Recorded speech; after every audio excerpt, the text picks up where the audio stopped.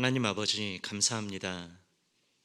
죄 가운데 태어나서 죄를 물마심같이 먹고 마시면서 죽어서 심판받고 영원한 형벌을 받을 수밖에 없던 저희를 주님께서 그 놀라운 보혈을 흘려주심으로 저희의 죄를 사해 주시고 주님의 몸된 궤 안에 연결되어져서 주님의 입술에서 나오는 말씀을 듣고 배울 수 있도록 인도해 주심에 감사드립니다. 창원 지역의 많은 구원받은 영혼들 창원 교회로 한자리에 모아주시고 이 주일 오전에 말씀으로 교제하고 주님께서 주시는 말씀을 들을 수 있는 시간을 허락해 주심에 또한 감사드립니다. 오늘 들은 말씀을 통해서 한 주간 저희들 힘있게 기쁘게 살아갈 수 있도록 주님께서 역사해 주실 것을 믿습니다. 전하는 자의 부족한 입술 또한 주장해 주셔서 주님의 말씀을 온전히 전달할 수 있도록 도와주시길 원합니다. 한 해를 마무리하고 새해를 맞이하게 되는 시기에 있습니다. 그 모든 과정 중에 주님께서 함께해 주시고 그리고 그 중심에 있는 동계수련의 준비를 미리 마음속으로 기도로 준비할 수 있도록 도와주시고 그리고 연달아 계획되어진 대집회에도 주님께서 함께해 주셔서 말씀을 전하실 담임 목사님의 입술의 능력을 주장해 주시고 많은 영혼들이 구원받는 놀라운 집회가 될 수 있도록 주님께서 역사해 주시기를 원합니다. 오늘 말씀의 시종을 온전히 주님께만 의지합니다. 우리를 죄악 가운데서 구원하여 주신 고마우신 예수님 이름으로 기도드립니다. 아멘. 네, 성경 찾도록 하겠습니다. 성경 빌립보서 1장입니다.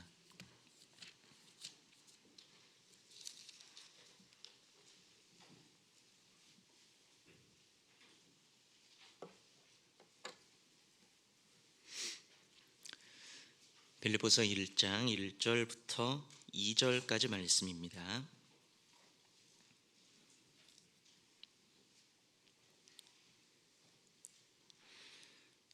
빌립보서 1장 1절 2절 말씀 제가 읽겠습니다.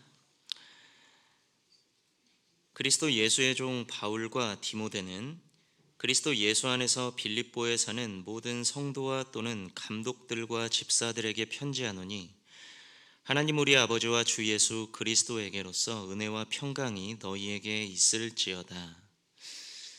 네, 오늘 빌립보서를 통해서 빌립보서 안에서 제시되어진 빌립보 성도들의 신앙과 바울의 신앙에 대해서 배우도록 하겠습니다.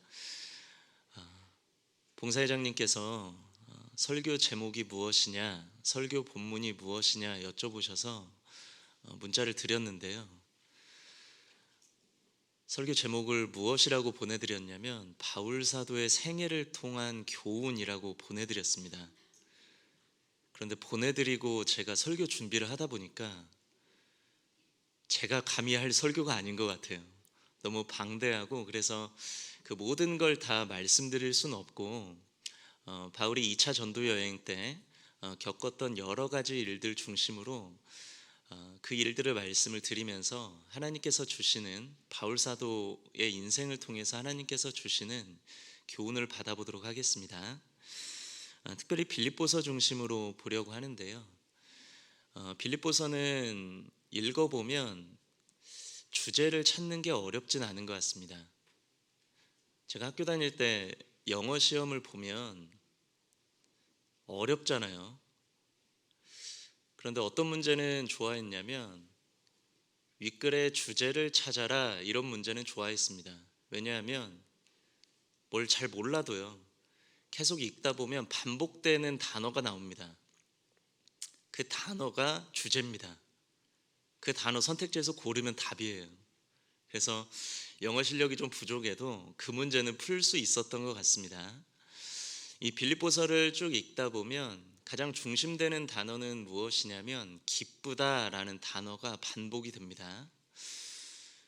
그 빌립보 성도들도 기뻤고 바울 사도도 기뻤다라는 단어가 계속 반복이 됩니다. 그리고 우리가 많이 아시는 것처럼 교제라는 단어 또한 반복이 된다는 걸 알 수가 있습니다.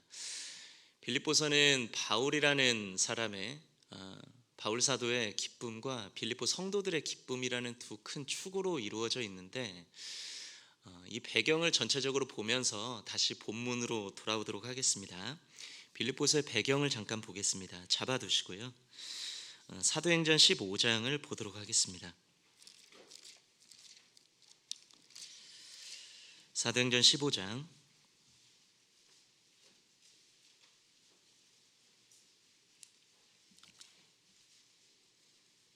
36절 말씀입니다.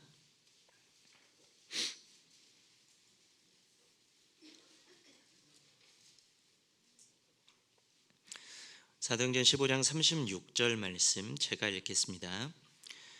수일 후에 바울이 바나바더러 말하되 우리가 주의 말씀을 전한 각 성으로 다시 가서 형제들이 어떠한가 방문하자 하니 2차 전도 여행을 계획하는 장면입니다. 2차 전도 여행은 전도 여행을 떠나려고 계획한 것이 아니라 1차 전도 여행 때 복음의 씨앗을 뿌리고 교회가 세워지는 것을 바울이 목격했습니다. 그리고 바울은 한 가지 염려가 있었는데 세워진 그 교회들의 어떤 문제점들은 있지 않은지 바울은 염려가 됐습니다. 그래서 계획을 세웠습니다. 다시 가보자. 다시 가서 형제 자매님들과 교제를 나누고 그리고 문제점이 있다면 시정해주고 그러한 방식으로 계획을 세웠습니다.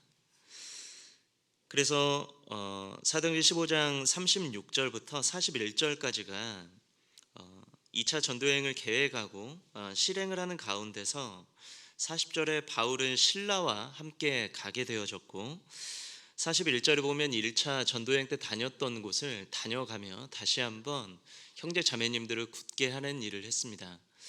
16절부터 본격적으로 2차 전도여행의 여정이 기록이 되어져 있는데요.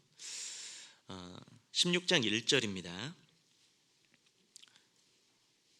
바울이 더베와 루스드라에도 이름에 거기 디모데라는 제자가 있으니 그 모친은 믿는 유대의 여자요 부친은 헬라인이라.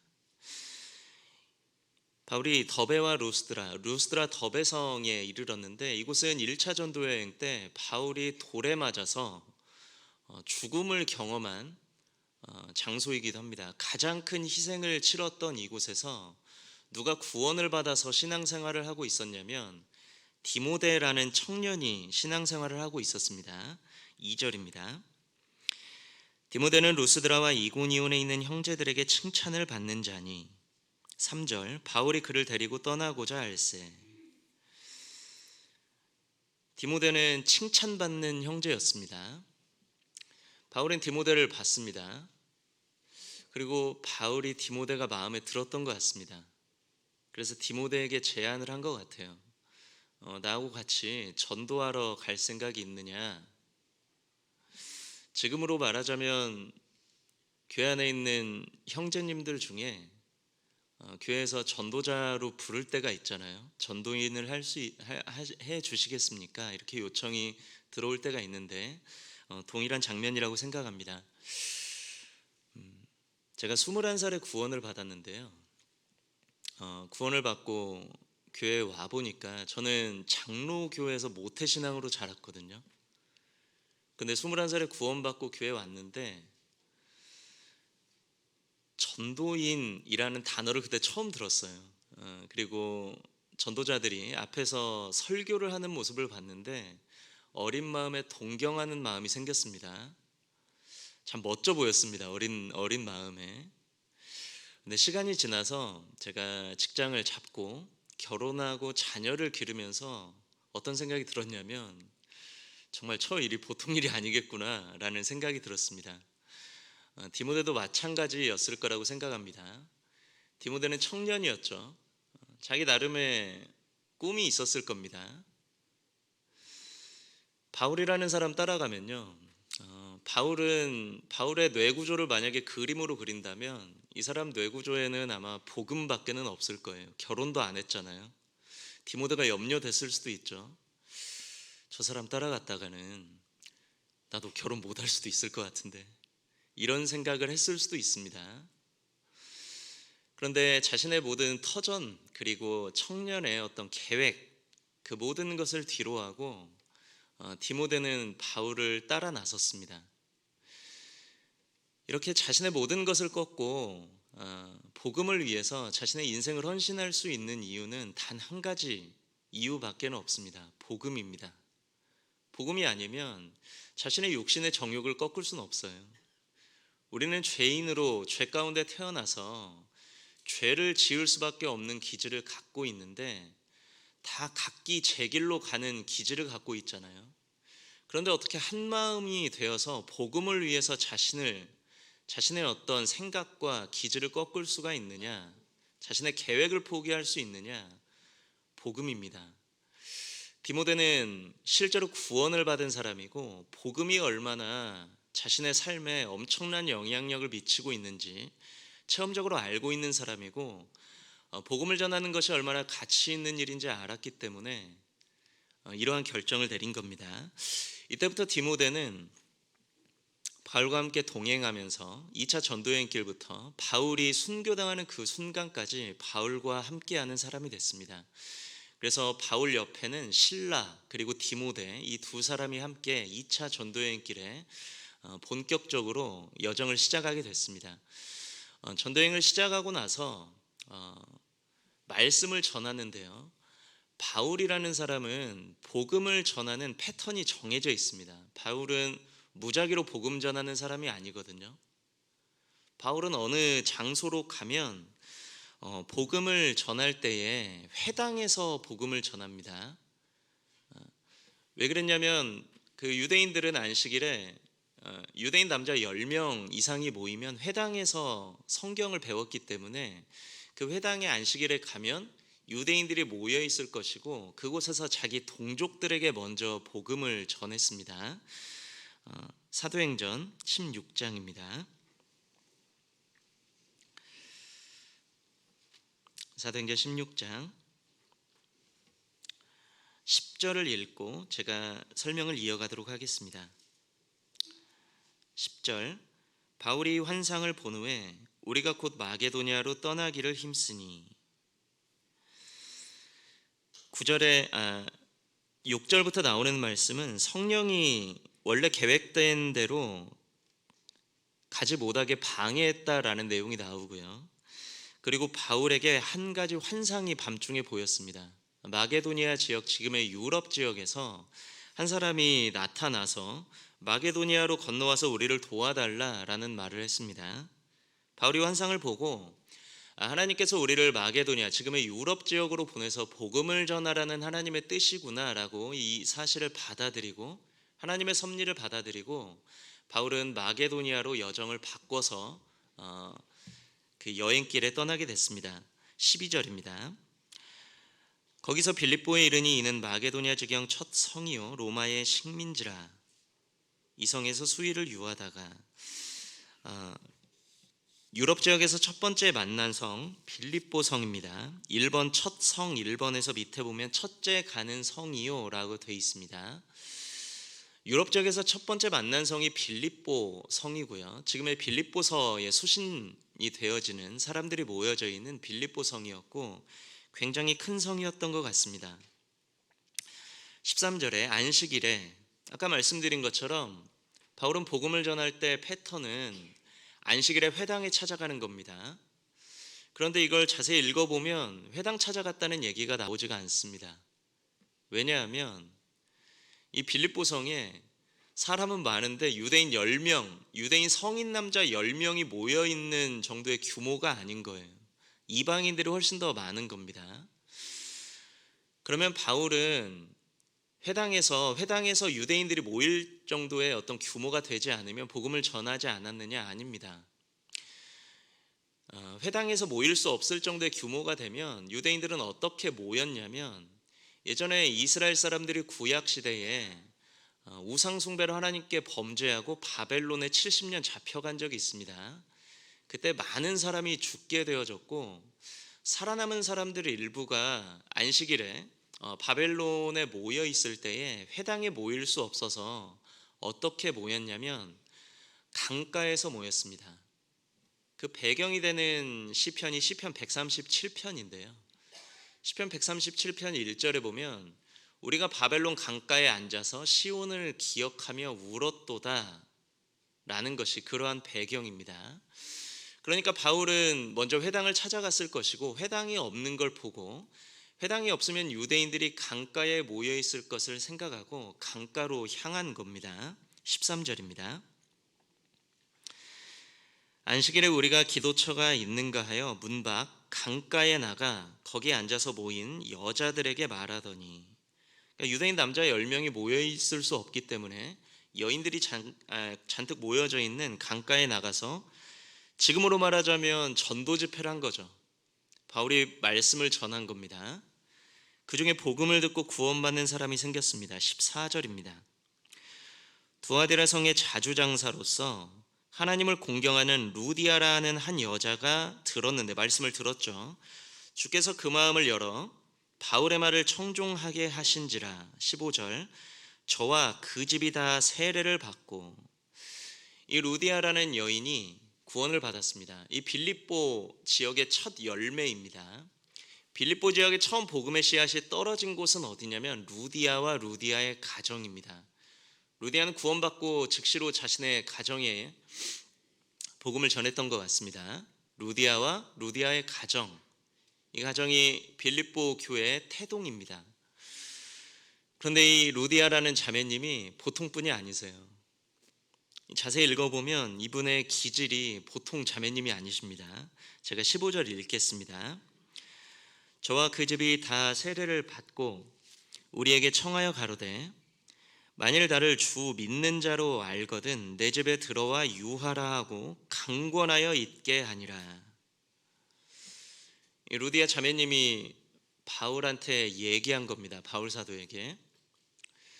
바울이 어찌됐든 빌립보 지역에서 선교를 하려면 어느 지역에 거처를 해야 되는데, 우리 집에 와서 거처하십시오, 이렇게 얘기한 게 아니고요.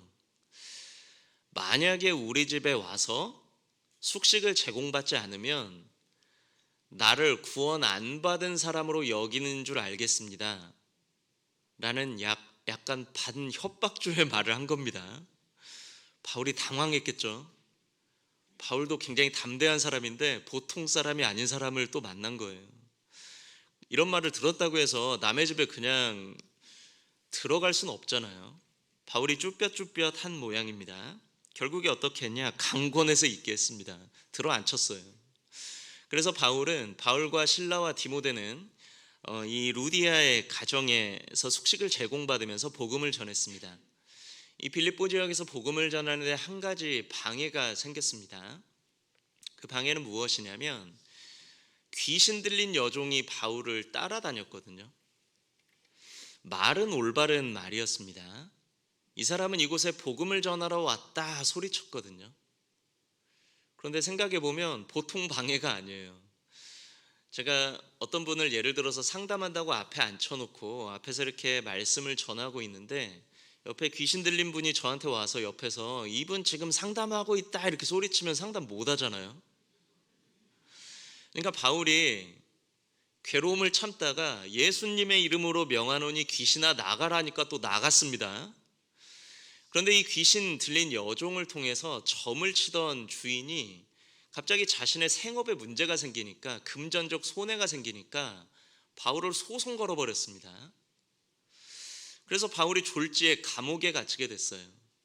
그런데 바울은 로마 사람이기 때문에 원래는 로마 사람의 합당한 예우를 받아야 되는데, 바울의 행색이 로마 사람 같지가 않았던 것 같습니다. 그래서 마치 이방인으로 취급하고 바울을 막 때리고, 조선시대 사또 앞에 갔을 때 많이 맞잖아요. 많이 때리고 옥에 가뒀다는 장면이 나옵니다. 사도행전 16장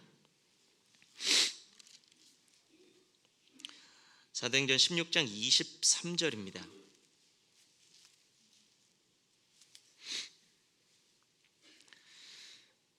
제가 읽겠습니다. 24절까지 읽겠습니다.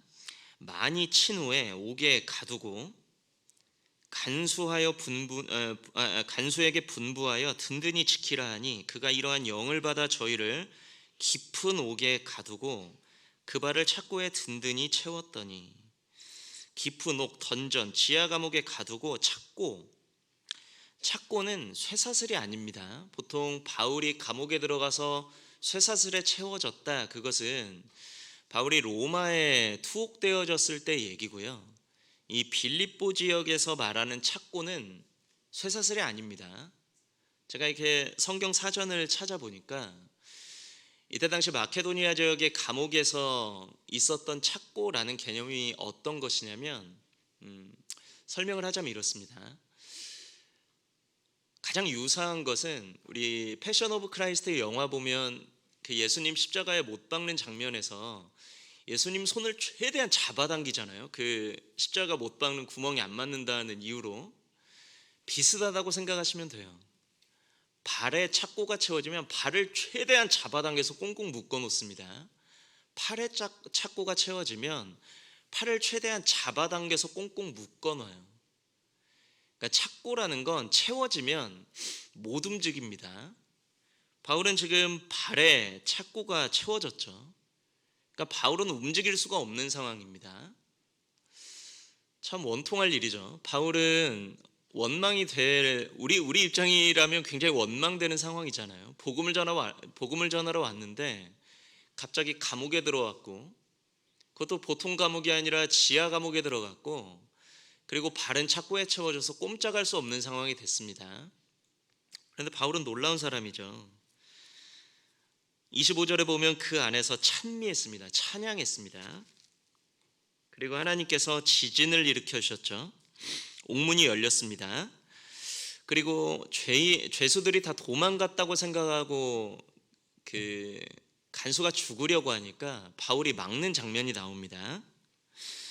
그러니까 간수가 얘기합니다. 놀라운 이야기하죠. 30절, 저희를 데리고 나가 가로되 선생들아 내가 어떻게 하여야 구원을 얻으리까 하거늘. 31절은 같이 읽겠습니다. 가로되 주 예수를 믿으라 그리하면 너와 내 집이 구원을 얻으리라 하고. 32절은 제가 읽겠습니다. 주의 말씀을 그 사람과 그 간수와 그 집에 있는 모든 사람에게 전하니라. 놀라운 일이 벌어졌어요. 바울이 감옥에 갇힌 이 일 때문에 빌립보 지역의 한 가정이 또 구원받게 됐습니다. 간수와 간수의 가정입니다. 이렇게 빌립보 교회가 태동하게 됐습니다. 빌립보 교회는 루디아와 루디아의 가정, 간수와 간수의 가정을 통해서 태동이 됐습니다. 그리고 읽어보면 바울은 빌립보에 다시 간 적이 없어요. 이 두 가정 태어나고 사도행전 17장은 데살로니가 교회 가서 복음을 전합니다. 베레아 교회 복음을 전하고 18장에는 그 고린도 지역에 가서 복음을 전해서 고린도 교회가 태동합니다. 바울은 지금 사도행전 16장의 빌립보 지역에 찾아가서 복음을 전한 이후에 빌립보 지역에서 목회를 한 적이 없습니다. 그리고 약 10여 년 정도 세월이 흘러서 기록되어진 게 빌립보서입니다. 빌립보 교회가 됐기 때문에 빌립보서가 기록이 됐겠죠. 예상컨대 봉사회장님은 간수 형제님이 했을 것 같아요. 어머니 회장님 누가 했을까요? 어머니 회장님은 구원 받을 때부터 이미 결정돼 있었습니다. 루디아 자매님이 하기로. 이분 기질은 어머니 회장님이셨어요. 자, 이렇게 두 가정이 구원을 받고 바울이 목회한 적이 없는 교회입니다. 바울 입장에서는 기도만 했거든요. 그런데 놀라운 일이 벌어졌습니다. 빌립보서를 읽어보면 10여 년이 지나서 이 교회가 어떻게 성장했는지 말씀하고 있습니다. 오늘 본문 말씀 빌립보서 1장으로 돌아가겠습니다. 빌립보서 1장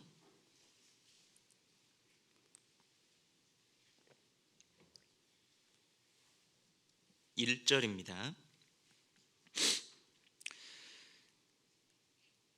제가 읽겠습니다. 그리스도 예수의 종 바울과 디모데는 그리스도 예수 안에서 빌립보에 사는 모든 성도와 많은 분들이 구원받은 것 같습니다. 또는 감독들과 말씀에 능한 일꾼들이 생겼다는 거죠.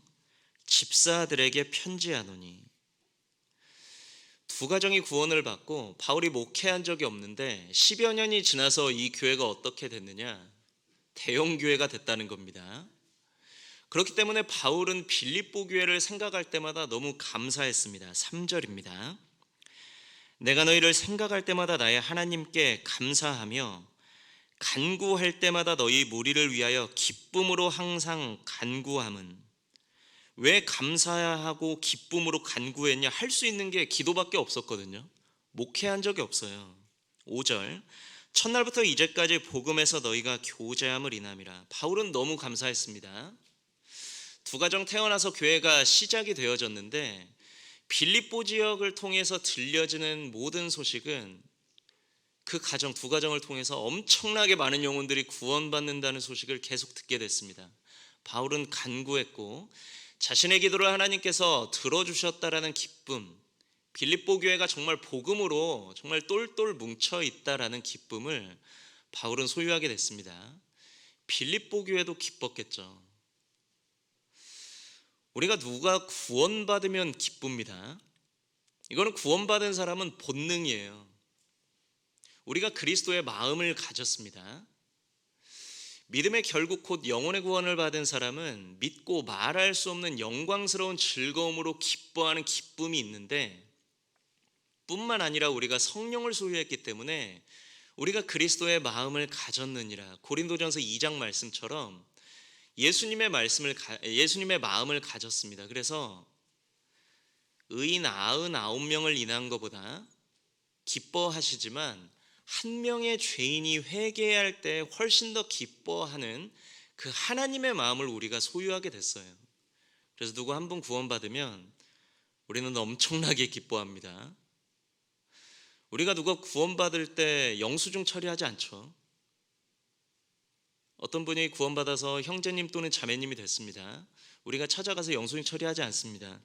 이번 대집회 때 얼마나 많이 쓴 줄 아세요? 여기까지 모시기 위해서 얼마나 많은 국밥을 사드린 줄 아세요? 기름값 얼마 든지 아세요? 우리가 얘기하지 않습니다. 우리 구원받은 사람의 기쁨이 있고 남이 구원받을 때 가장 큰 기쁨이 있어요. 하계수양에 가보면 알 수 있죠. 하계수양회를 만약에 복음을 빼놓고 사람들을 관찰하면 굉장히 이상한 사람들이에요. 어떤 사람은 3박 4일 동안 옥수수만 까고 있어요. 웃으면서. 좀 무섭죠.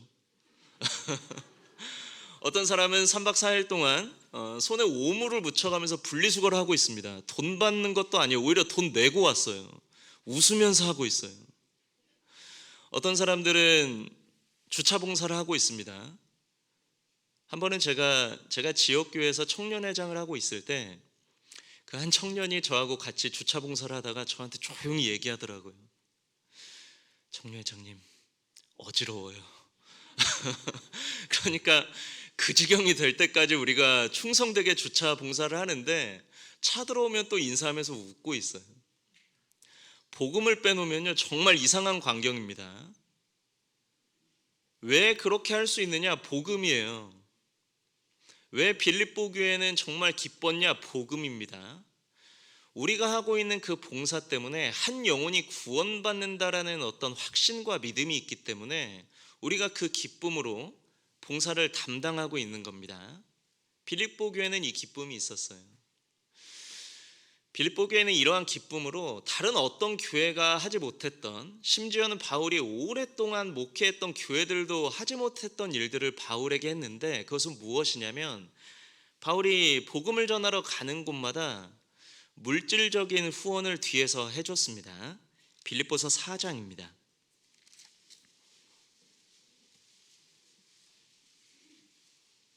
빌립보서 4장 15절입니다.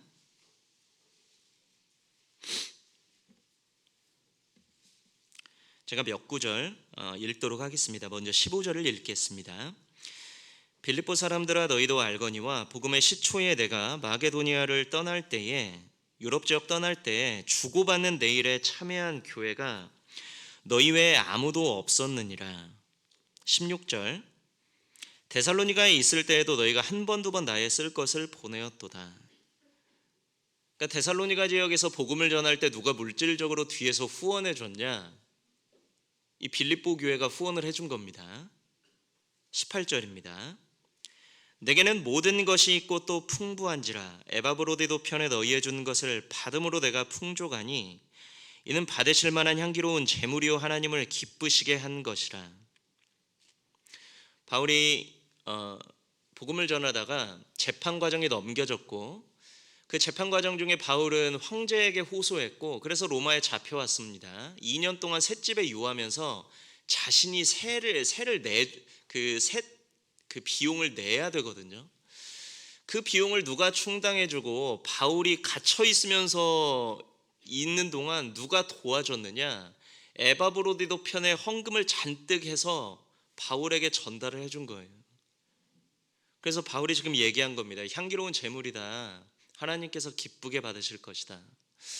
빌립보 교회가 부자 교회냐? 그렇지 않습니다. 고린도 후서 8장입니다. 고린도 후서 8장 1절입니다.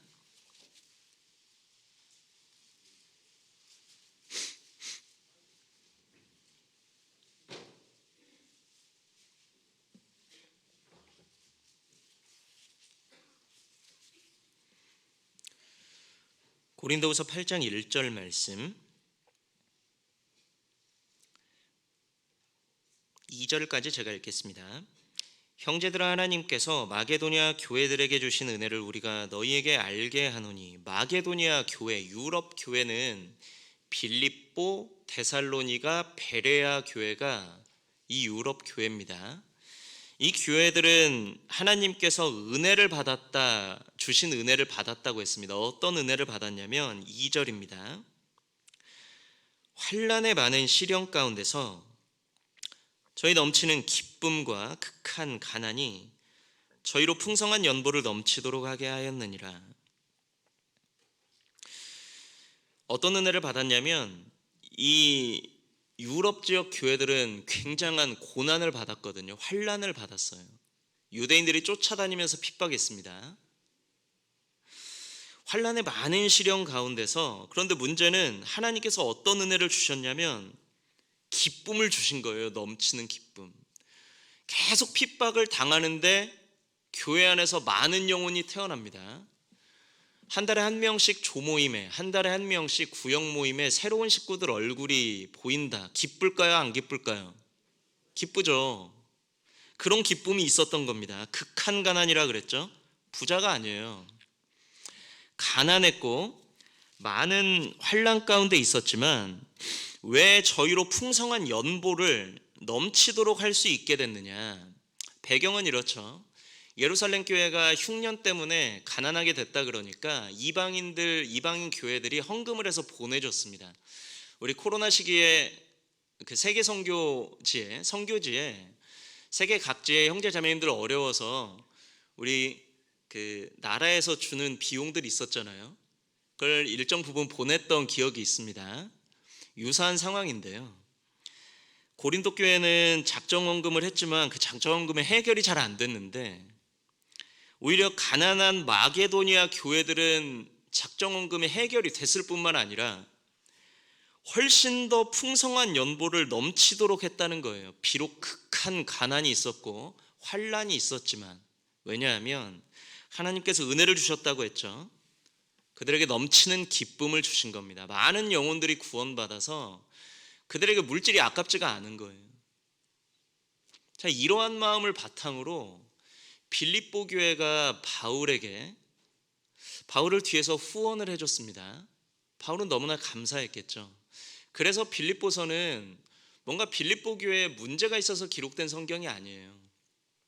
그래서 처음에 보면 빌립보서 한번 볼까요? 빌립보서 1장입니다. 1절입니다. 그리스도 예수의 종 바울과 디모데는, 바울이 서신서를 기록할 때 보통은 사도권을 주장을 합니다.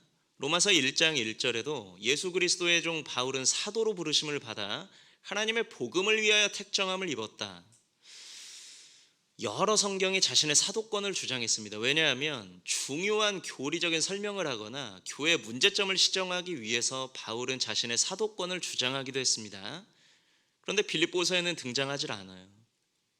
빌립보서에 등장하는 건 그리스도의 종이다 라는 단어 하나뿐입니다. 왜냐하면 빌립보서는 빌립보 교회가 뭘 잘못해서 쓴 이 편지가 아니에요.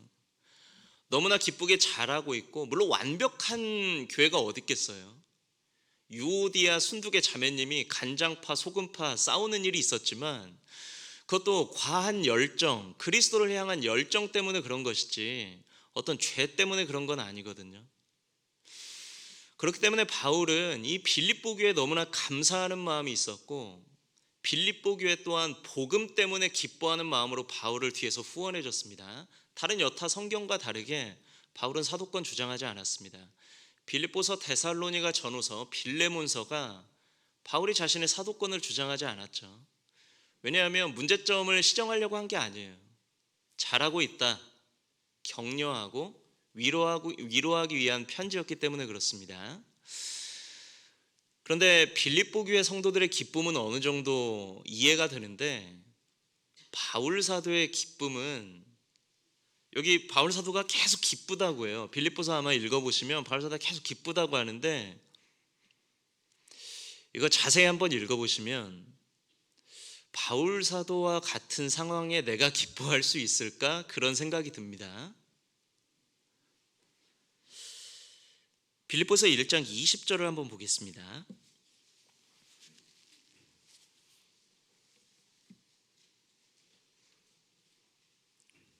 빌립보서 1장 20절 제가 읽겠습니다. 나의 간절한 기대와 소망을 따라 아무 일에든지 부끄럽지 아니하고 오직 전과 같이 이제도 온전히 담대하여 살든지 죽든지 내 몸에서 그리스도가 존귀히 되게 하려 하나니. 바울은 이야기했습니다. 살든지 죽든지 이 이야기를 계속 반복하고 있거든요. 그러니까 빌립보서는 빌립보 교회 성도들이 기쁘다, 이건 굉장히 이해되잖아요. 그리고 빌립보 성도들이 이 기쁨을 원동력으로 해서 바울을 뒤에서 후원했습니다. 그리스도인의 신앙생활 최고의 원동력이 기쁨이잖아요. 느헤미야 8장에 말씀하신 것처럼 여호와를 기뻐하는 것이 너희의 힘이다라고 했습니다. 구원받은 사람은 이 구원의 즐거움이 회복되어지고 하나님을 향한 기쁨이 있으면 무슨 일이든 할 수가 있습니다. 저는 장로교에서 제가 모태신앙으로 있다가 구원을 받았다 그랬죠. 제가 장로교에서 모태신앙으로 있다가 구원을 받았고, 제 매형이 장로교 목사예요. 그래서 저는 제 매형이 설교하는 걸 듣고 있다가 그 와중에 우리 교회 말씀을 듣고 구원을 받았습니다.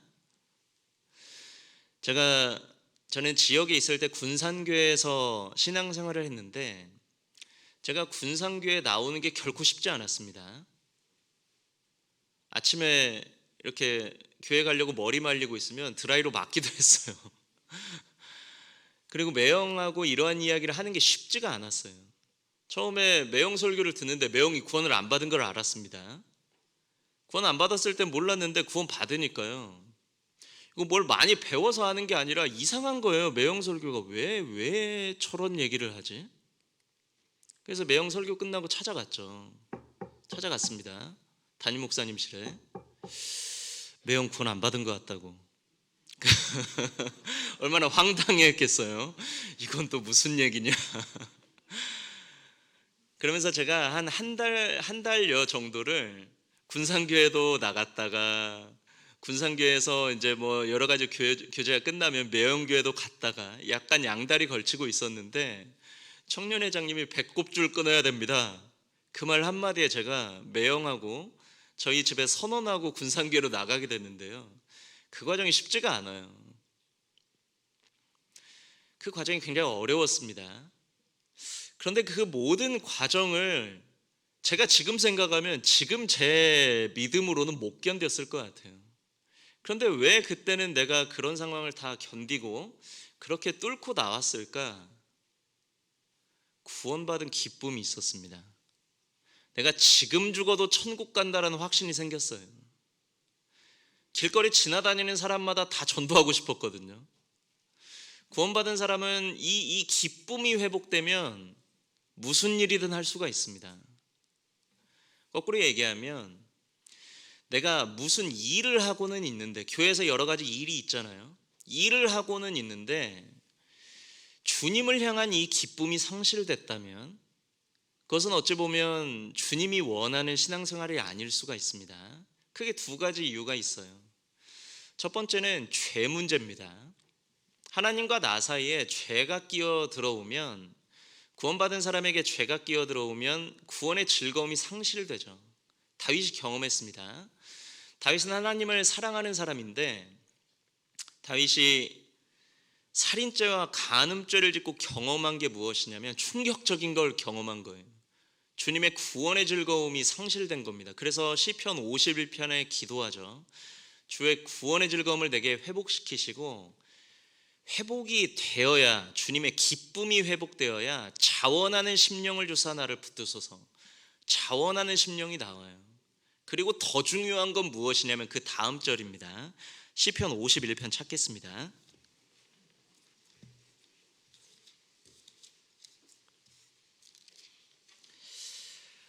시편 51편 12절입니다.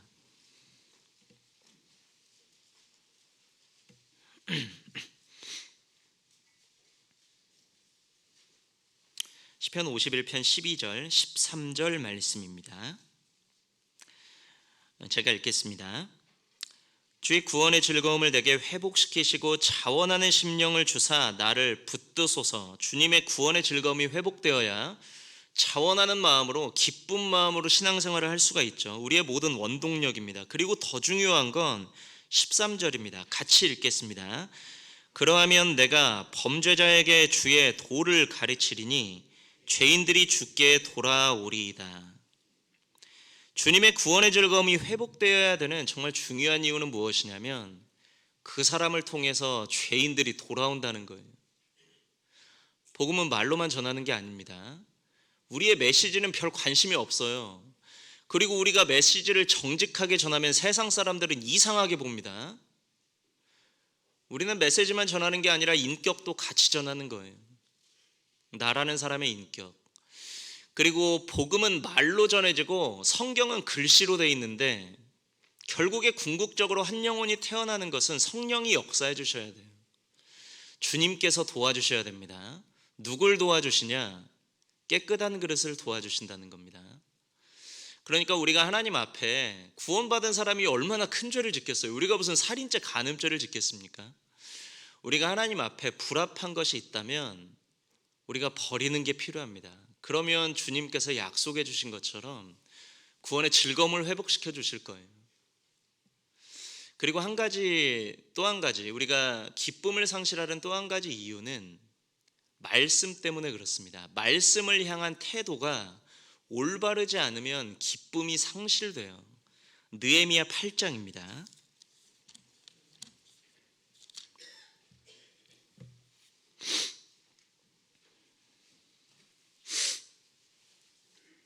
느헤미야 8장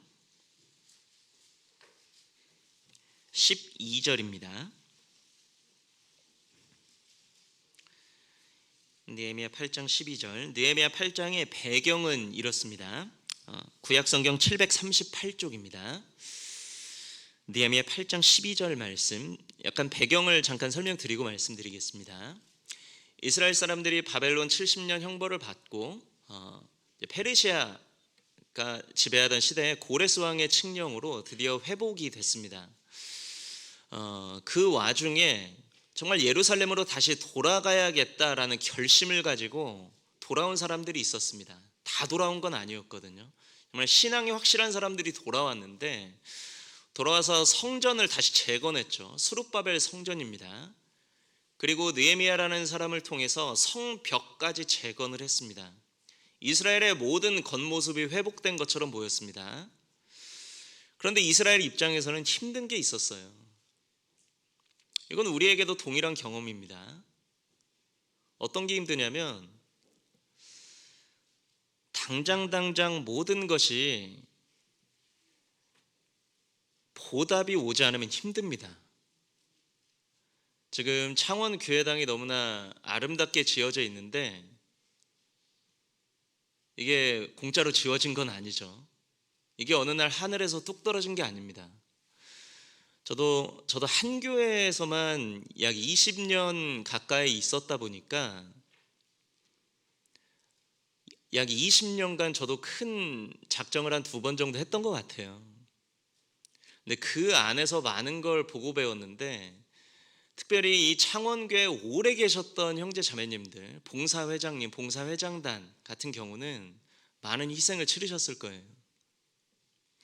그런데 희생을 치를 때마다, 헌금을 할 때마다, 작정헌금 할 때마다, 예를 들어서 100만 원 작정헌금하면 통장에 1억이 입금된다. 그러면 작정헌금 할까요? 안 할까요? 1억 작정헌금 해버리겠죠. 그런데 당장 보답이 오진 않습니다. 어쩌면 이번 생애에서는 그 기회가 오지 않을 수도 있어요. 어쩌면 천국에서 우리에게 더 큰 상이 기다리고 있을 수도 있습니다. 이스라엘 입장에서도 우리와 비슷한 어려움이 있거든요. 생활고가 있는 거예요. 많은 희생을 했고 많은 몸으로 자신의 모든 것을 투자했습니다. 페르시아에서 이곳으로 넘어오는 것이 쉬운 것이 아닙니다. 그리고 자신의 모든 생활 터전을 다 포기해서 그 모든 것을 투자해서 다 이스라엘을 예전처럼 회복시키는 게 쉬운 일이 아니에요. 자신의 물질이 투자됐고 자신의 시간이 투자된 거죠. 그 시간을 가족을 위해서 쓸 수도 있을 거거든요. 그런데 그 시간을 교회에 썼고 예루살렘 성전 재건하는 데 썼기 때문에 가정에서 집에 갈 때마다 자매님한테 잔소리 들었을 수도 있어요. 이 건축하는 형제님들이. 그러면서 많이 힘들었을 겁니다. 그래서 그 겉모습은 완전히 회복이 됐는데 그 속에 어려움이 있는 걸 하나님은 아셨습니다. 그래서 하나님께서 한 사람을 준비시킨 겁니다. 에스라라는 사람을 준비시켰습니다. 그래서 에스라라는 사람을 통해서 이스라엘에게 부족한 한 가지, 겉모습은 회복됐지만 하나님을 향한 기쁨이 회복이 되어야 정말 이스라엘 사람이 이스라엘 사람답게 살 수가 있는 거예요. 그래서 마지막으로 정점을 찍는 그 일을 에스라라는 사람을 통해서 하게 됩니다. 느헤미야 8장 내용이 그래요. 에스라가 성경을 펴니까 이스라엘 사람들이 일어났습니다. 성경을 읽으니까 다 울어버렸습니다. 그들의 마음이 회복됐어요. 하나님을 향한 그 기쁨이 회복됐습니다. 그러니까 울지 말라 그랬잖아요. 10절에 울지 말라. 10절 끝에 보면 여호와를 기뻐하는 것이 너희의 힘이니라. 12절입니다. 모든 백성이 곧 가서 먹고 마시며 나누어 주고 크게 즐거워하였으니 이는 그 읽어드린 말을 밝히 알미니라. 말씀이 밝히 깨달아지면 그리스도인은 기쁨이 회복됩니다. 그러니까 구원받은 사람이요, 말씀을 듣는 태도가 올바르지 않으면, 성경은 IQ로 깨닫는 게 아니죠. 성경 사전 봐서 깨닫는 게 아닙니다. 잠언 1장에 기록되어 있죠. 여호와를 경외하는 것이 지식의 근본이다 라고 했습니다. 성경 지식이 깨달아지는 근본 원리는 태도입니다.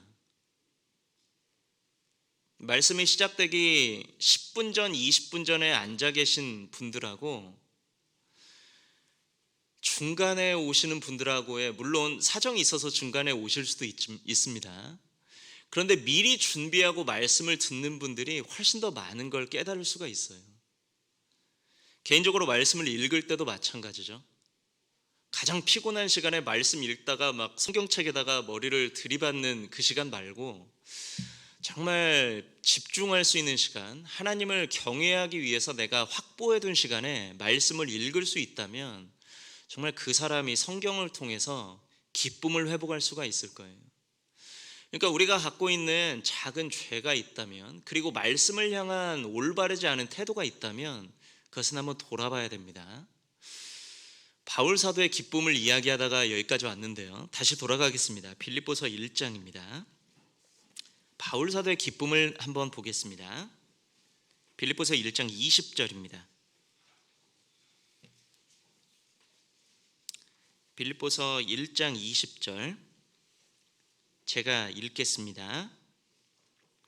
나의 간절한 기대와 소망을 따라 아무 일에든지 부끄럽지 아니하고 오직 전과 같이 이제도 온전히 담대하여 살든지 죽든지 내 몸에서 그리스도가 존귀히 되게 하려 하나니. 살든지 죽든지라는 단어가 반복됩니다. 왜냐하면 바울이 지금 재판 결과를 기다리고 있는 미결수로 2년간 투옥돼 있거든요. 셋집에 유하고 있습니다. 이것은 그냥 무슨 벌금 내는 재판이 아니에요. 이 재판 결과에 따라서 바울은 죽을 수도 있고 살 수도 있습니다. 제가 재판을 안 받아봐가지고 제가 죽을 수도 있는 재판을 받으면 제 정신 상태가 어떨지를 가늠할 수가 없었어요. 그런데 한참 수준을 낮춰가지고요. 제가 예전에 회사 다닐 때 과속을 해본 적은 있거든요. 그래서 집에 딱지가 한번 날라온 적이 있습니다. 그 교통과에서 날라오잖아요. 벌점 몇 점이고 뭐 벌금 얼마입니다. 제가 그 벌금 딱지를 보고 기뻤을까요?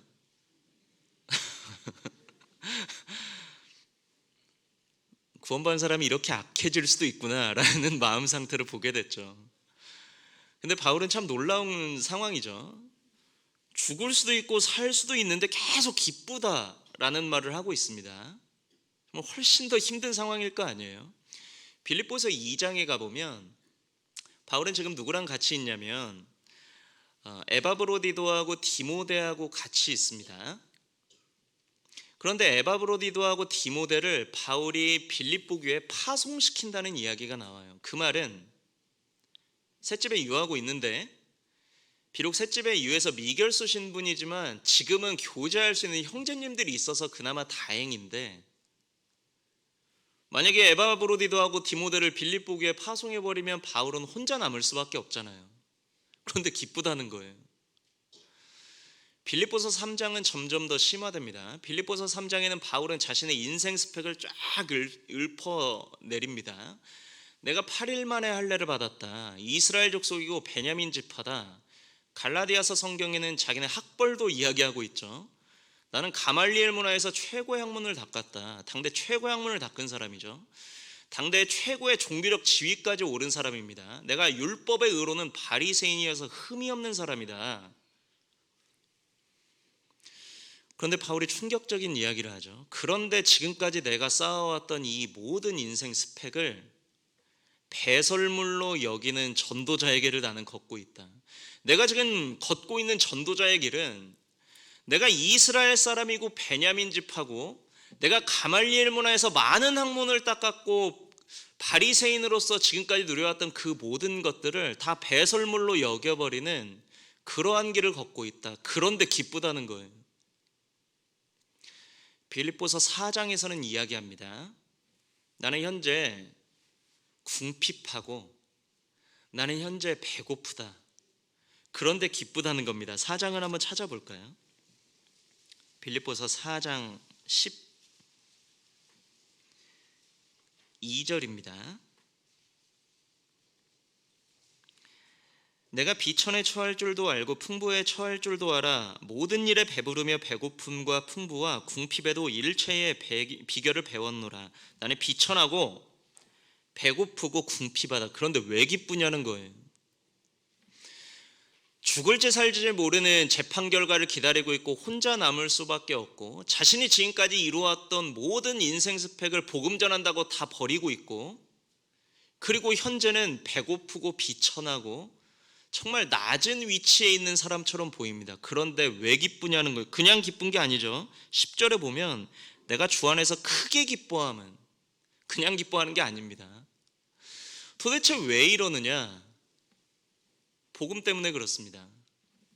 1장을 다시 볼까요? 1장에 21절입니다. 왜 살지 죽을지 모르는데 왜 나는 기쁘냐? 바울은 고백합니다. 1장 21절. 이는 내게 사는 것이 그리스도니 죽는 것도 유익함이니라.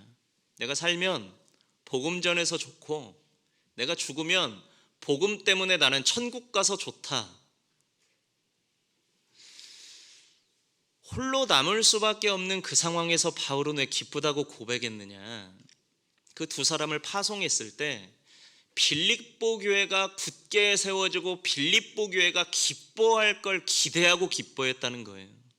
내가 모든 것을 잃어버리고 배설물로 여기는, 내 모든 인생 스펙을 배설물로 여기는 그 상황에 있는데도 왜 기쁘냐? 바울은 고백합니다. 내가 모든 것을 잃어버리고 배설물로 여김은 그리스도를 얻고 그 안에서 발견되려 함이니, 내가 구원받고 구원받은 무리 안에서 쓰임받고 발견될 수 있다면 내가 지금까지 누려왔던 거 의미 없다는 거예요. 나는 비천하고 배고프고 지금 현재 여러 가지 어려운 상황에 있는데 나는 왜 기쁘냐? 4장 13절입니다. 비천하고 배고프고 궁핍하다고 했습니다. 그런데 바울은 왜 기쁘다고 고백하고 있느냐?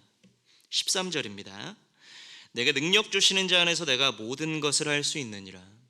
배고프고 비천하고 궁핍하고 2년간 미결수로 이때는 정말 쇠사슬에 잡혀 있었거든요.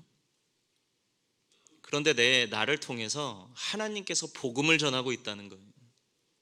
내가 비록 갇혀 있고 가난하지만 내게 능력 주시는 자 안에서 내가 모든 걸 할 수 있느니라. 내가 지금 쓰임 받고 있어서 기쁘다는 겁니다. 빌립보 성도들의 기쁨과 바울의 기쁨은 구원받은 사람들이 아니면 절대 이해할 수가 없어요. 이거 이해 못합니다. 구원받은 사람 아니면. 빌립보서는 또 한 가지 이야기를 하고 있습니다. 빌립보서 1장입니다. 12절입니다.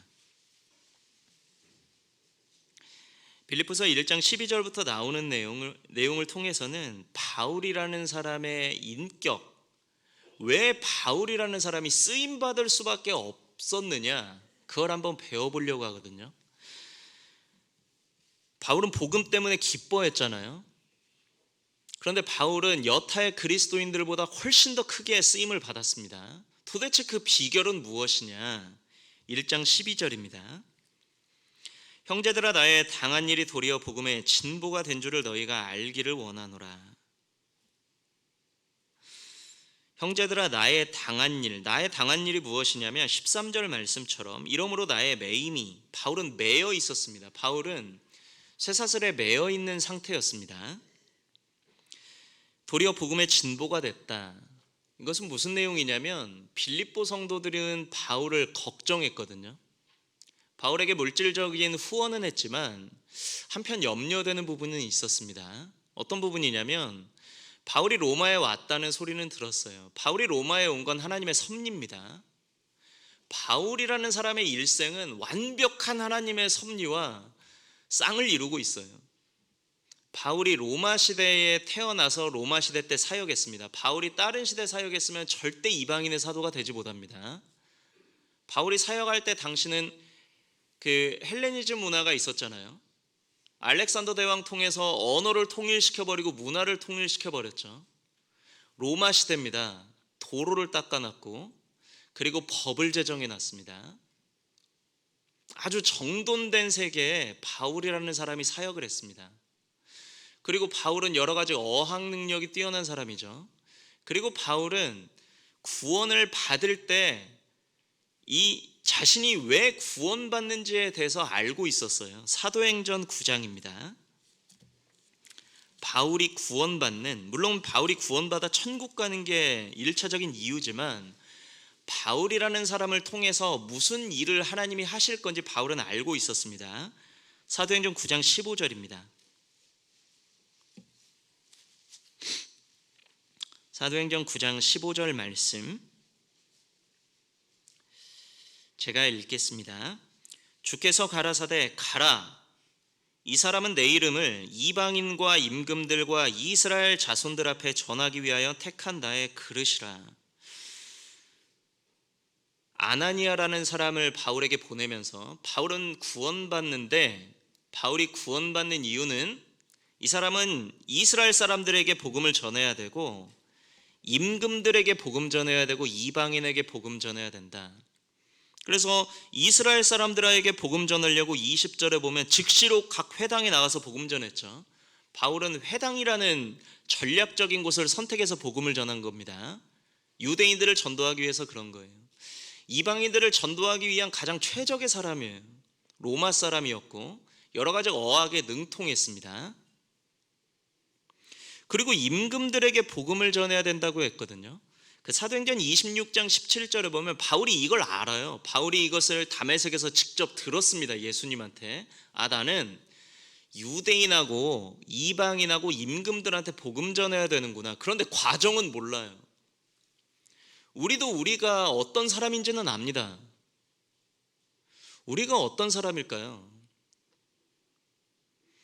오직 성령이 너희에게 임하시면 너희가 권능을 받고 예루살렘과 온 유대와 사마리아와 땅끝까지 이르러 내 증인이 되리라. 우리는 온 세상의 증인 역할을 해야 됩니다. 우리를 통해서 온 세상에 복음이 전해져야 됩니다. 우리는 그거 압니다. 그런데 어떻게 전해지냐 몰라요. 그건 모릅니다. 바울은 알았습니다. 나는 그래서 바울이 로마서 11장에 보면 자신을 이방인의 사도라고 이야기하잖아요. 바울은 알았어요. 자신의 사명을. 나는 이방인에게 복음 전해야 된다. 나는 유대인들에게도 전해야 된다. 왕들에게도 전해야 된다. 방식은 몰라요. 바울은 그 모든 것을 믿음으로 받아들인 겁니다. 사도행전 21장부터 사도행전 26장까지 내용은 참 독특한 내용입니다. 바울이 복음 전하다가 3차 전도여행 때 바울이 복음 전하다가요 소송당해요. 참 이상하죠. 열심히 복음 전하는 사람이 왜 소송당해야 되냐? 하나님의 섭리입니다. 바울은 로마 사람이죠. 소송당해서 바울이 한 게 뭐였냐면, 바울은 로마 사람이니까 변호할 수 있는 권한을 주었어요. 넌 로마 사람이니까 너에 대해서 한번 변호해봐라. 바울이 그때부터 뭘 했냐면 전도 집회했습니다. 지위가 높은 사람 만나주는 게 쉽지가 않거든요. 만약에 바울이 자유인으로 전도했다면 높은 사람 만나서 전도 못할 수도 있어요. 안 만나줘요. 누구라고 만나줘요? 그런데 재판자리에 앉았습니다. 아무튼 들어야 돼요. 자신을 변호할 때까지. 바울은 자신의 무죄를 변호한 게 아니에요. 제가 죄가 없는데 이 사람들이 이상하게 저를 모함한 겁니다. 이렇게 얘기한 적 없습니다. 바울은 전도 집회했어요. 그러니까 한참 듣다가 그러겠죠. 아직 안 끝났냐? 5일차입니다. 5일차. 지금 죄를 듣고 복음까지 해야 돼요. 사도행전 26장을 한번 볼까요? 대표적인 예를 한번 보겠습니다. 사도행전 26장. 여기 아그리빠 왕이 바울이라는 사람이 황제한테 재판을 호소했다고 하니까 흥미를 가져서 재판에서 바울이 이야기를 한번 듣고자 해요. 그래서 26장 1절에 보면 아그리빠가 바울더러 이르되 너를 위해서 말하기를 내게 허락하노라. 그래서 이제 바울이 변명하는데 여기 누가 와 있었냐면 사도행전 25장 23절에 보면요. 이튿날 아그리빠와 버니게가 크게 위의를 베풀고 와서 천부장들과 성중의 높은 사람들과 함께 신문소에 들어오고 베스도의 명으로 바울을 데려오니, 그러니까 높은 사람이란 다 끌어온 겁니다. 그리고 아그리빠 왕도 와서 바울이 얘기하는 걸 한번 들어본 거예요. 도대체 이 사람 정체가 뭐냐? 근데 바울이 쭉 이야기를 하는데 결론이 이렇습니다. 26장 22절입니다. 26장 22절 제가 읽겠습니다. 하나님의 도우심을 받아 내가 오늘까지 서서 높고 낮은 사람 앞에 증거하는 것은 선지자들과 모세가 반드시 되리라고 말한 것밖에 없으니 23절 곧 그리스도가 고난을 받으실 것과 죽은 자 가운데서 먼저 다시 살아나사 이스라엘과 이방인들에게 빛을 선전하시리라 함이니이다 하니라. 마지막 복음 푼 겁니다. 예수님에 대한 이야기를 했어요. 그러니까 이걸 쭉 듣고 전도집회 쭉 듣고 한마디 해요. 24절 바울이 이같이 변명하니까 베스도가 크게 소리합니다. 가로되 바울아 너가 미쳤도다. 너가 지금 제정신이냐? 너 지금 너 변호하라고 시간 줬더니 전도집회 하고 있냐? 거기다가 바울은요 로마 사람입니다. 황제에게 호소했어요. 로마 사람이 황제에게 호소하면 나는 황제에게 재판받고 싶습니다. 그러면 그러십니까? 하고 황제한테 바로 데려다 주는 게 아니에요. 로마의 아우구스투스 황제는 1만 명 정도의 친위대를 만듭니다. 이 사람들의 역할은 무엇이냐면 두 가지 역할이에요. 보통 그 친위대가 진짜 똑똑한 사람들, 자신의 친인척들로 구성됐는데 똑똑한 사람들로 그 엘리트 장교를 만들었거든요. 한 10,000명 정도를. 역할이 무엇이냐면요, 만약에 반란이 나면 황제를 지켜야 되잖아요. 마지막 보루예요. 그리고 두 번째는 황제에게 누군가가 이렇게 재판을 호소하는 사람이 있습니다. 로마 사람 중에. 그 사람 사상 검증합니다. 어떻게 하냐면요, 사람을 가둬두고 약 45cm 되는 쇠사슬로 묶어놓습니다. 이 엘리트 장교들하고 하루에 6시간씩 4번 24시간 크루 근무를 돌게 해요. 그러니까 바울이 셋집에 의해서 사도행전 28장에 보면 2년 동안 복음 전했다 하니까 그냥 앉아서 복음 전한 게 아니고 누군가하고 45cm 되는 쇠사슬에 묶여 있으면서 24시간 감시받는 상황이 있는 겁니다. 얼마나 불편했겠어요. 바울이 사상 검증 받은 거예요. 그런데 보통은 2년까지는 안 가거든요. 그런데 바울은 2년 동안 있었습니다. 그러니까 얼마나 긴 시간이에요, 이 시간이. 그런데 바울은 말했습니다. 사도행전 27장에 나는 그의 말씀하신 그대로 되리라고 하나님을 믿노라. 나는 내 삶이 어떻게 돌아갈지는 모르겠는데 내 삶을 통해서 내가 최선을 다하고 있는 한 나를 통해서 복음 전해질 거다. 이방인들에게, 황제에게, 그리고 유대인들에게 복음 전해질 거다. 나는 그건 믿는다. 그 바울의 믿음이 하나님의 섭리와 함께해서 역사를 한 겁니다. 빌립보서 1장 다시 돌아가겠습니다. 이게 그 내용이에요. 빌립보서 1장 12절 제가 다시 읽겠습니다. 형제들아, 나의 당한 일이 도리어 복음의 진보가 된 줄을 너희가 알기를 원하노라. 이게 도대체 무슨 말이냐면 빌립보 교회는 걱정했다 그랬죠. 아니, 복음 전해야 될 사람이 로마에 와서 갇혀 있으니까 어떻게 복음 전하냐. 근데 바울은 대답이 이래요. 걱정하지 마라. 이렇게 대답한 게 아니고 내가 지금 잡혀 있어서 복음이 더 잘 전해지고 있다는 거예요. 복음이 진보됐다 그랬죠. 이건 하나님의 섭리예요. 6시간 동안 하루에 4명씩 묶여 있습니다. 이 사람들은 바울을 하루에 6시간씩 봐야 돼요. 로마에서 제일 똑똑한 사람들이에요. 바울이 6시간 동안 뭐 했을까요? 신세한탄 했을까요? 바울이 개인 상담한 겁니다. 아무튼 여기 들어오면 구원 받아서 나가야 돼요. 6시간 동안 바울 만나서 신약 성경 14권 기록한 사람하고 6시간 상담해서 구원 받고 나가야 됩니다. 바울이 마음에 안 들면 상관없어요. 나는 바울이 조금 못생겨서 싫어요. 옆에 디모데도 있어요. 디모데는 너무 애기 같은데요. 에바브로디도도 있습니다. 아무튼 여기 들어오면요, 구원 받고 나가야 돼요. 2년간 있었죠. 하루에 4명 곱하기 2년 해보면 엄청난 수입니다. 하나님의 섭리는 로마라는 복음의 불모지에 바울이라는 활활 타는 탄을 가운데 집어넣어 놓고 더 잘 타라고 가운데에다가 건초더미 집어넣어 버린 거예요. 복음이 순식간에 전해졌습니다. 그래서 13절에 보면 이러므로 나의 매임이 그리스도 안에서 온 시위대, 친위대입니다. 친위대 안과 기타 모든 사람에게 나타났다. 친위대 대다수가 바울의 복음을 들은 거예요. 무슨 일까지 일어났냐? 빌립보서 4장입니다. 22절 말씀.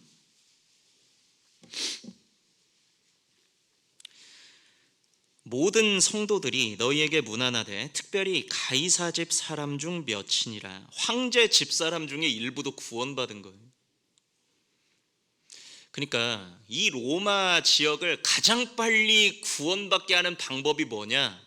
바울이라는 사람이 미결수로 가서 묶여 있어서 제일 똑똑한 사람들 개인 상담 하루에 4번씩 시키고, 그래서 빨리빨리 구원받게 해서 그 사람들이 지나다니면서 전도해가지고 빨리 복음을 전하게 하는 게 하나님의 섭리였고, 바울은 그걸 믿은 거예요. 그리고 또 한 가지 배울 게 있습니다. 빌립보서 1장 돌아가겠습니다.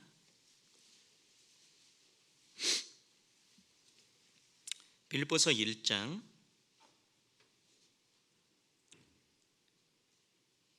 14절입니다. 형제 중 다수가 나의 매임을 인하여 주 안에서 신뢰함으로 겁없이 하나님의 말씀을 더욱 담대히 말하게 되었느니라. 그러니까 이렇게 복음 전하니까 우리 그럴 때 있잖아요.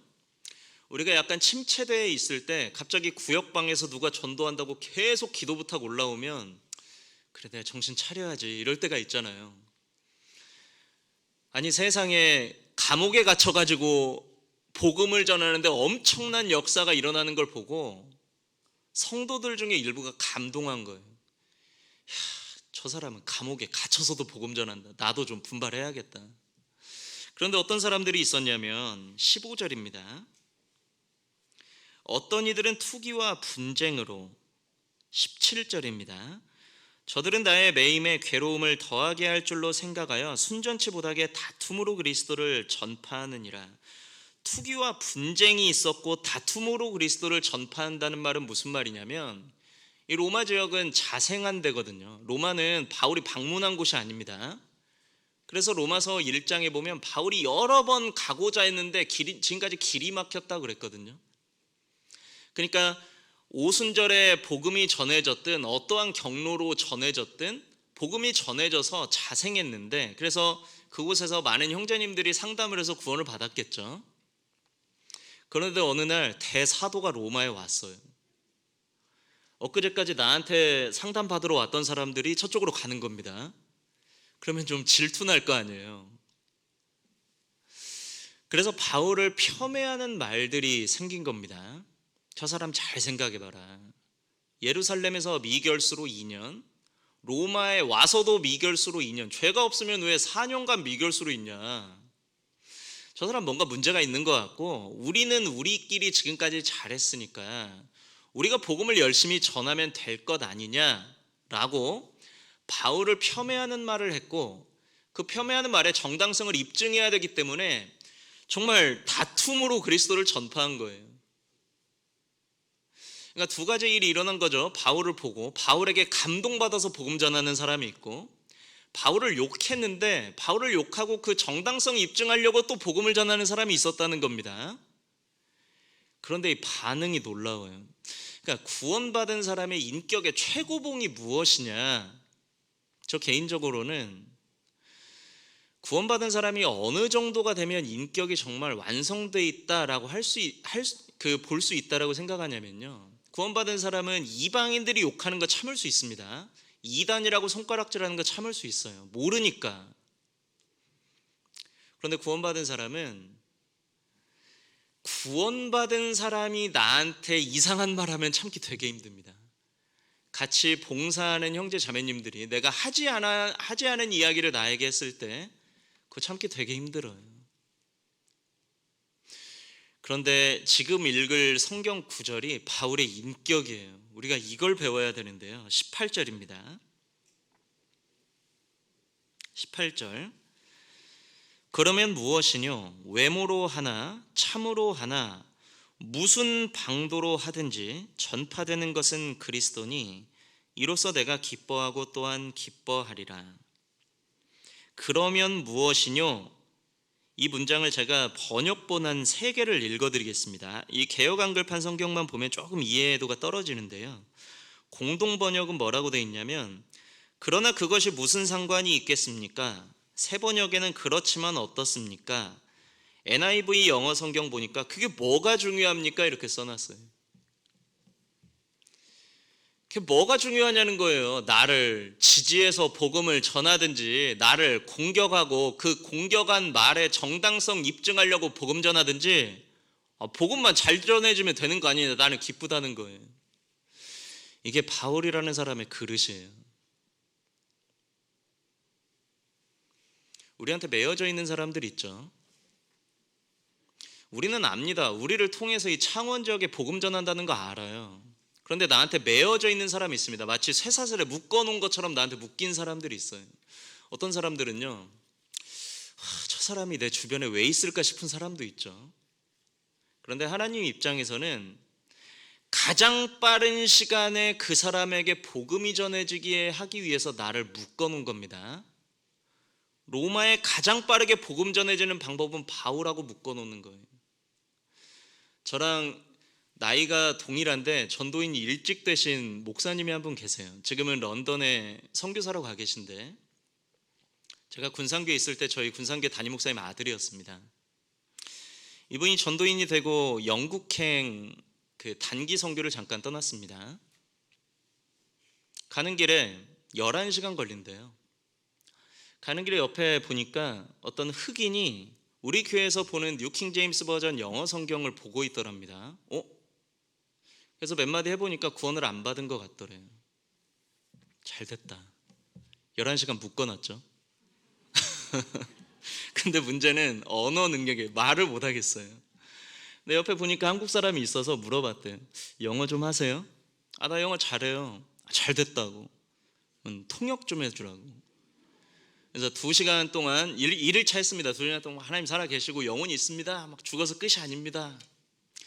그러니까 통역하던 한국인이 이제 불평이 시작됐습니다. 지금 뭐 하는 짓이에요 지금. 나는 인사말 몇 마디만 통역하면 되는 줄 알았더니 지금 2시간 동안 이게 뭐 하는 겁니까 지금 하고 자리를 옮겨버렸답니다. 근데 문제는 9시간 남았잖아요. 한영사전 펴놓고 손짓 발짓해서 결국에 복음까지 풀었대요. 어찌 됐든 끝은 봤고 표정 보니까 뭔가 기뻐하는 표정은 봤답니다. 그리고 나중에 알게 됐대요. 나중에 자신이 옆에서 복음 전했던 사람이 누군지를 알게 됐는데 그 유럽 지역에서 꽤 인지도가 있었던 가수였답니다. 전도인이 어떻게 가수한테 복음 전하겠어요? 우리가 무슨 나이트클럽 갈 수 있는 것도 아니고요. 방법은 하나님이 그 가수를 가장 빨리 전도하려고 하는 방법은 11시간 묶어놓는 거예요. 우리한테 묶여져 있어요. 기도 부탁 명단을 적어보면 우리한테 묶여져 있는 사람 누군지 알 수 있습니다. 바울 사도에게는 역사했는데 왜 나에게는 안 하냐? 그러니까 배워야 돼요. 바울은 믿었죠. 나는 나에게 말씀하신 되리라고 하나님의 말씀을 믿노라. 상황이 어떻든지 내가 최선을 다하게 되면 저 사람에게 복음을 전해진다고 믿었습니다. 나에게 묶여진 사람 가장 빨리 복음을 전하고자 하는 하나님의 섭리예요. 그리고 두 번째는 바울의 인격을 배워야 돼요. 바울의 인격은 무엇이냐면 바울의 이런 인격을 배워야 됩니다. 그러면 무엇이뇨? 아까 말씀드렸지만 전도할 때 우리는 메시지만 전하지 않아요. 우리가 회사 가가지고 잘 지내던 직장 동료하고 커피 마시면서 우리가 알고 있는 교리를 전하면 어떻게 될까요? 이들이 잘 들어. 주님 곧 오셔. 마지막 때야. 적그리스도가 나타날 거야. 그러면 그분이 나하고 계속 커피 마실까요? 도망갈까요? 되게 이상한 사람으로 볼 수도 있습니다. 우리가 전하는 메시지는 정말 이상하게 들릴 수도 있고 거부감이 생길 수도 있어요. 그런데 우리는 메시지만 전하는 게 아닙니다. 메신저를 같이 전하는 거예요. 우리가 말을 전할 때 우리의 인격이 같이 전해집니다. 우리 바울의 인격을 배워야 돼요. 마지막으로 한 구절만 찾고 마치도록 하겠습니다. 고린도전서 13장입니다. 고린도전서 13장. 바울이 복음을 전하면서 깨달은 것 한 가지가 있어요. 바울이 복음을 전하면서 확실히 깨달은 게 한 가지가 있는데 우리도 배웠으면 좋겠습니다.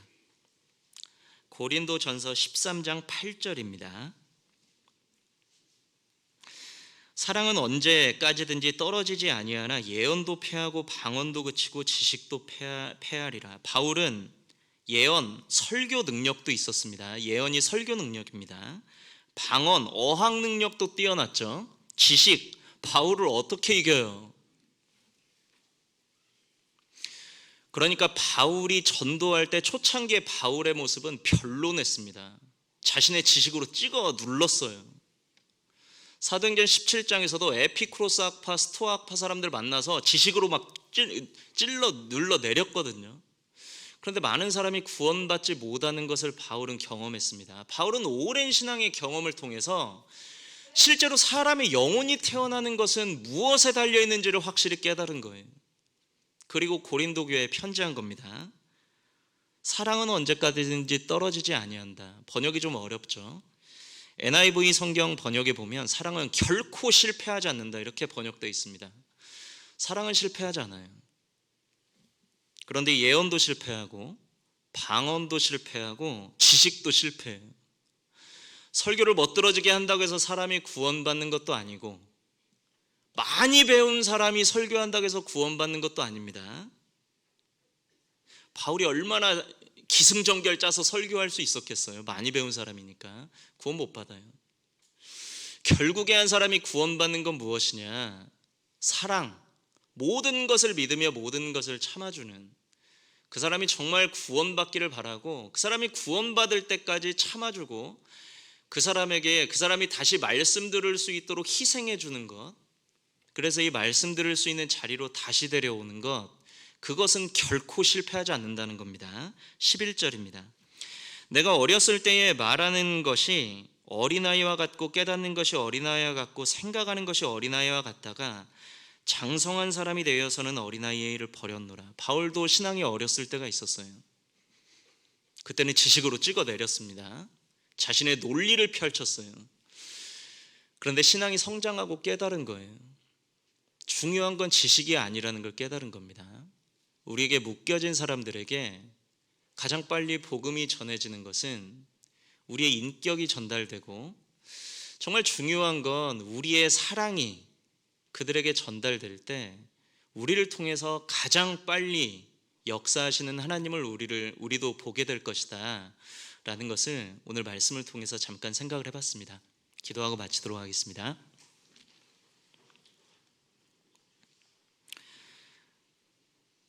하나님 아버지, 감사합니다. 오늘 바울 사도의 생애를 통해서 주님께서 주시는 말씀으로 교훈을 받을 수 있도록 인도해 주심에 감사드립니다. 복음으로 기뻐하고 자신에게 묶여져 있는 많은 사람에게 정말 헌신적으로 복음을 전했던 그 바울의 그 인격과 그 사랑, 그리고 그 믿음을 배울 수 있도록 기회를 주심에 감사드립니다. 우리 주변에 있는 많은 영혼들에게 복음을 전하고 이 창원 지역에 정말 놀라운 복음의 역사가 일어날 수 있도록 주님께서 우리들의 마음에도 바울 사도의 마음을 허락해 주시기를 원합니다. 오늘 하루 계획되어져 있는 교회 안의 모든 일정들 주님의 선한 손길에만 의지합니다. 우리를 죄악 가운데서 구원하여 주신 고마우신 예수님 이름으로 기도드립니다. 아멘.